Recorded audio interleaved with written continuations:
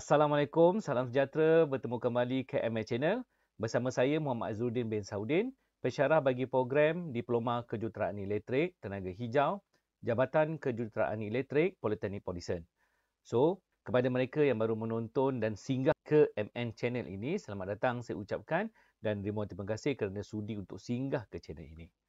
Jadi, tidak keberatan jikanya untuk anda like dan subscribe channel ini. Okey? So, kepada pelajar-pelajar saya, ini merupakan siri yang terakhir bagi chapter 5, iaitu bagi Green Building, dan juga merupakan video pengajaran saya yang terakhir bagi subjek DEG 50032, iaitu subjek Energy Efficiency and Management.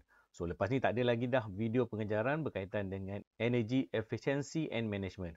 Sudah habis lah. Ini merupakan siri yang terakhir dan konten terakhir untuk subjek ini. Jadi untuk konten yang terakhir ini, saya akan memberi penekanan berkaitan dengan komponen yang terakhir berkenaan dengan green building ini, iaitu low city carbon ataupun bandar dengan nilai karbon yang rendah. So kita akan tengok apa dia komponen-komponen dan ciri-ciri yang diberi penekanan di dalam kita melaksanakan gerak kerja ke arah low city carbon ini. Dan sekiranya anda ingat pada siri yang lepas, siri yang keempat, saya ada sentuh sedikit berkenaan dengan low city carbon ini. Jadi untuk siri kali ini, kita akan tengok apa itu low city carbon. Jadi low city carbon ini adalah merupakan salah satu daripada National Green Technology Policy ataupun Dasar Teknologi Hijau Nasional. Dasar ini diperkenalkan pada tahun 2009 ke arah menggerakkan usaha bagi menghasilkan low city carbon. Gerak kerja ini telah digerakkan oleh Kementerian pada ketika itu iaitu KETA.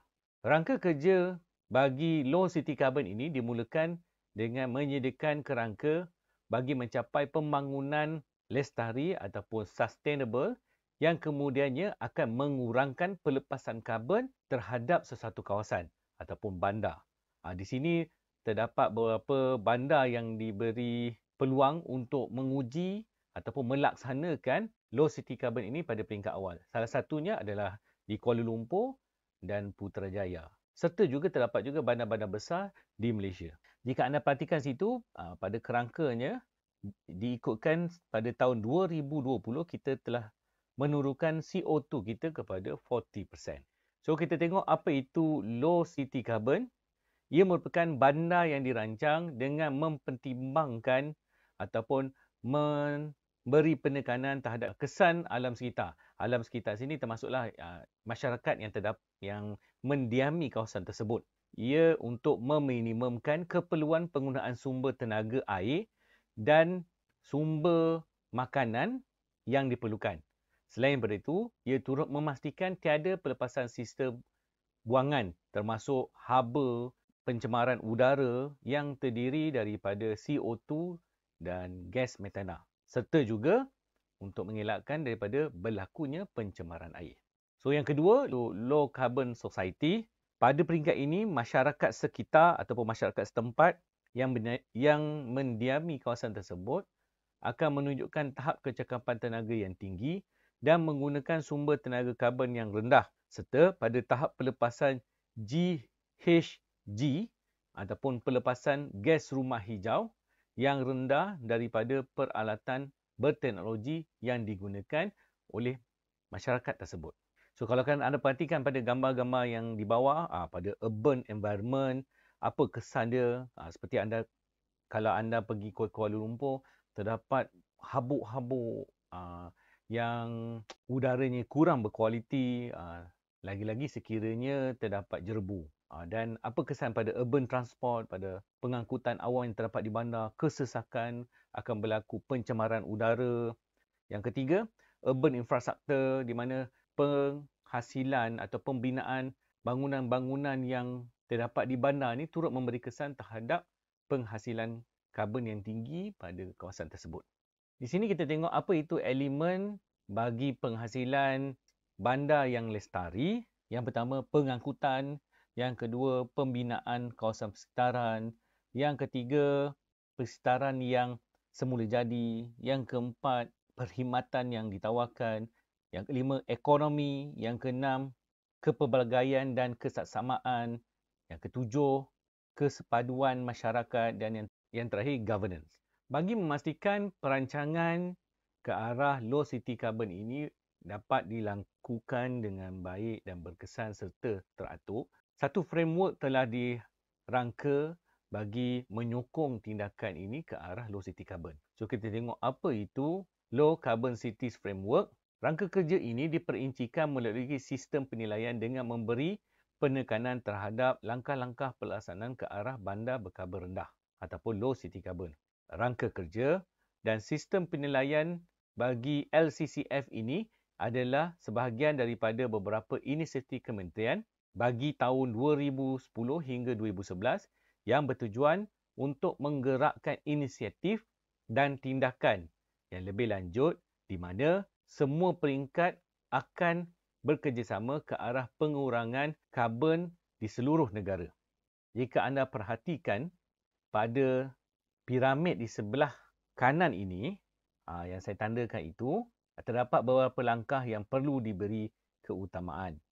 Yang paling asas sekali, yang paling bawah lah, apa itu dasar-dasar yang perlu kita buat. Itu kita memastikan kita melaksanakan tools bagi penilaian, kita melaksanakan Green Building Index seperti yang saya telah terangkan pada siri yang ketiga. Seterusnya kita pergi kepada strategi yang perlu kita ambil. Di sini kita perlu menghasilkan bangunan-bangunan yang memberi penerapan terhadap Green Building Index ini seperti yang telah diterapkan pada dasar kita. Seterusnya kita dapat menjayakan usaha ke arah low city carbon ini. Di sini adalah salah satu contoh jugalah macam mana gerak kerja yang perlu dilakukan dan penekanan-penekanan serta elemen-elemen di dalam menjurus ke arah low city carbon. Ini saya telah terangkan pada slide yang sebelum inilah. Seterusnya kita tengok ciri-ciri ataupun elemen-elemen ke arah low city carbon ini. Untuk di sini saya bagi pada dua bahagian, iaitu yang bahagian atas dan bahagian bawah. Bahagian bawah tu penerangan daripada yang atas. So kita tengok yang atas LCCF ataupun Low Carbon City Framework. Untuk ke arah ni kita perlu memberi penekanan terhadap penghasilan dasar-dasar yang akan menyokong ke arah pelaksanaan low city carbon ini. So bagi ni segala polisi perlu diperkukuhkan, segala gerak kerja, undang-undang perlu dikukuhkan bagi memastikan tujuan bagi ke arah low city carbon ini dapat dilaksanakan dengan baiknya. Seterusnya, langkah yang kedua, kita akan memperkukuhkan garis petunjuk karbon yang kita tetapkan. Di sini kita kena memastikan elemen-elemen yang terdapat terhadap penghasilan pelepasan gas rumah hijau ni dapat kita kena pasti dan kita kurangkan. Langkah yang ketiga ataupun elemen yang ketiga, kerana perhatikan situ, carbon reduction strategi. Bagaimana strategi kita untuk mengurangkan pelepasan karbon. Di sini kita perlu bekerjasama dengan pihak industri ke arah memastikan pelepasan karbon ini dapat dikurangkan. Bukan sahaja pihak industri, tetapi kita sebagai pengguna juga kena memainkan peranan dalam sama-sama memastikan pelepasan karbon ini dapat dikurangkan. Kenapa saya katakan begitu? Ini adalah disebabkan pelepasan karbon bagi pengguna persendirian juga agak tinggi, iaitu melalui kenderaan seperti kereta, motor, penggunaan aircon. Ini akan menghasilkan pelepasan karbon yang tinggi. Seterusnya kita akan establish low carbon footprint, mana kita kukuhkan lagi. Di sini kita akan melaksanakan kerangka bagi ke arah low city carbon. Itu sini kita perlu menjurus kepada LCCF ataupun Low Carbon City Framework. Dan yang terakhir, kita akan merancang pengurangan pelepasan karbon pada masa akan datang. Di sini kita akan menghubung kaitkan framework yang telah kita hasilkan ke arah sasaran yang kita tetapkan bagi memastikan pelaksanaan untuk memastikan bandar di Malaysia amnya berjaya ke arah low city carbon ini. Oleh itu, kerjasama semua stakeholder daripada pengguna, daripada industri, semua kena mainkan peranan bersama untuk memastikan segala apa yang telah dirancang untuk ke arah low city carbon ini berjaya dilaksanakan. Okey, so pada gambar ini saya telah rangkumkan beberapa ciri-ciri yang boleh kita ambil dalam kita memastikan bangunan yang sedia ada ini dapat memenuhi ciri-ciri bangunan hijau. Tak semestinya bangunan tu bangunan lama, tidak boleh seiring untuk bersama-sama bertindak sebagai green building. Dia masih boleh dilaksanakan dalam beberapa perancangan yang telah saya nyatakan pada paparan ini. Terdapat beberapa langkah-langkah yang boleh diambil.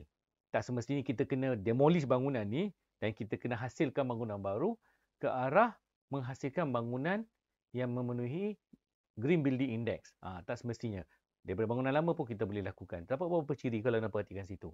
Di mana penghasilan ataupun memastikan bangunan itu memenuhi Green Building Index ini tidak terlalu skop yang terlalu kecil. Ia terlalu luas skopnya.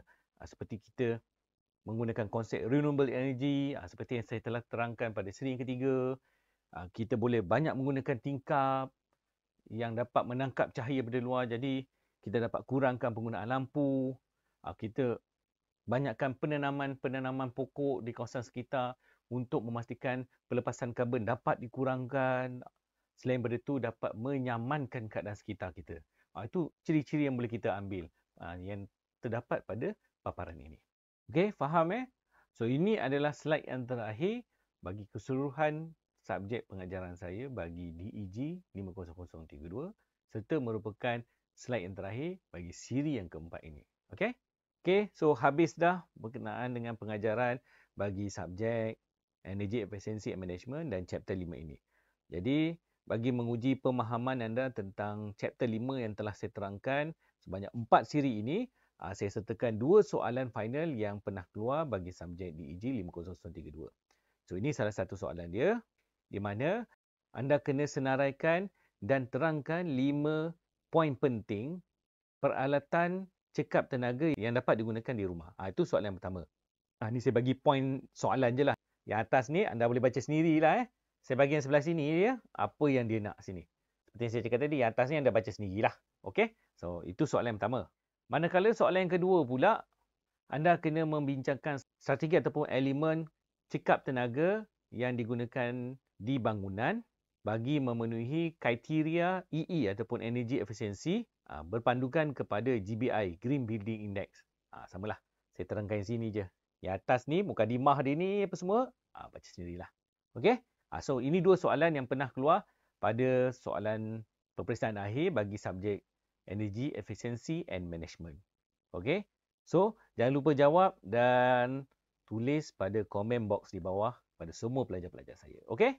So, itu saja video pengajaran saya bagi siri yang keempat dan juga merupakan siri ataupun konten pengajaran saya yang terakhir bagi subjek DEG 50032.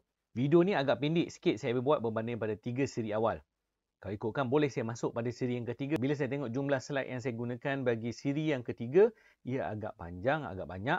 Jadi, oleh sebab itu, saya pecahkan lagi satu siri bagi siri yang keempat ni. Memang dia pendek sedikit berbanding pada 3 siri awal yang saya telah keluarkan sebelum ni.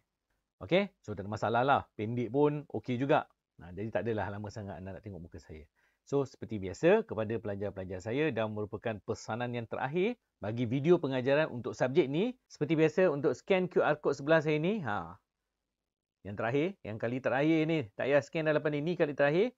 Untuk bukti kehadiran anda dalam video pengajaran yang telah saya letak di dalam ML channel ini. Okey, so jangan lupa untuk scan QR code ni. Okey, scan. Jangan lupa, yang tak scan kira awak tidak hadir kepada pengajaran saja bagi subjek ini. Okey, tak ada masalah, scan je.